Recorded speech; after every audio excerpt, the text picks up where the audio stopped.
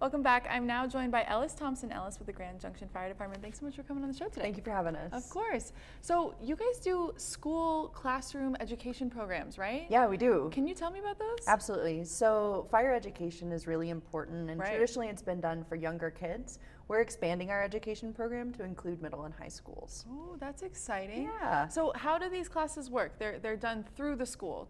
People can't just sign up. Right. So we work with teachers and administrators to schedule educational classes. So for the younger kids, first and second grade, we talk about fire safety and making good choices and kind of what firefighters do and how to call 911, those basics. Okay. As we get older into the middle school, we start talking about teamwork and communication because that's a big part of our job. Right. But in terms of middle school, we use those concepts to teach anti-bullying and mental health lessons because that's really crucial to them at that age.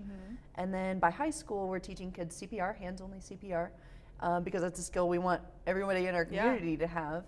And then they've already talked to us, in elementary and middle school. If they're interested in the job, then we can start talking about jobs and careers and futures as well. Okay. Now, what if a school isn't participating in this? What can parents do to make sure their kids get this education? Yeah, absolutely. So if there's a parent out there that you're interested in your kid having that kind of education, talk to your teachers, talk to your school principals, and they might not be aware of it because for some of us, those programs are new and they might not have heard about it yet. And the high school classes too, they kind of expand on fire safety into like maybe working with the fire department, right? Yeah, absolutely. And so kind of that CPR basics and the anti-bullying message that they've hopefully gotten in middle school. If you're somebody that likes to help people out and you care about others and maybe you really like that CPR and kind of teamwork aspect, this could be a really good job for you. Yeah. And then you guys also do something that I find so important and interesting, and I've never heard of it before. Oh, cool. But if anyone has a kid who has previously set a fire, which can be very alarming in a lot of ways. It is. It's really scary. Yeah. You guys provide training on that, right? Yeah, we do, and that one's a little different. So the stuff we're doing in the schools is preventative, right? Okay. We want to teach kids, like, don't play with matches and lighters. That's not good, and you can't control fire.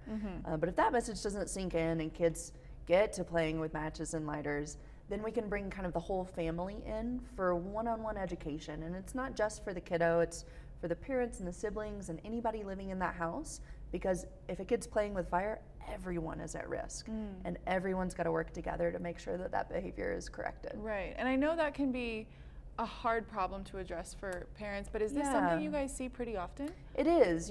We see all the way, I think the youngest kid I've seen is 3. They got a hold of a lighter and were curious about it. Mom and dad brought them in because they were concerned with that.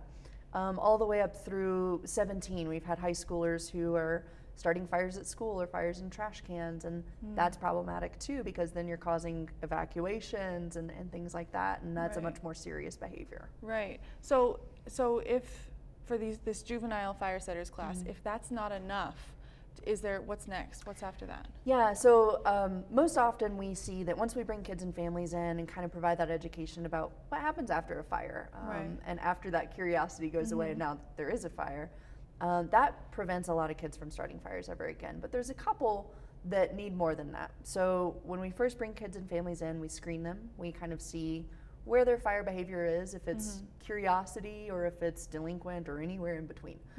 And if it tends towards that problematic or recurring kind of behavior, we can make outside references to mental health specialists, and we follow up with them at 3 months, 6 months, and a year to check on their fire setting behavior. That's wonderful. Yeah. Well, thank you so much for coming on the show and talking about it today. Thanks for having us. Of course. And we'll have all that information on our web channel as well, westernslopenow.com.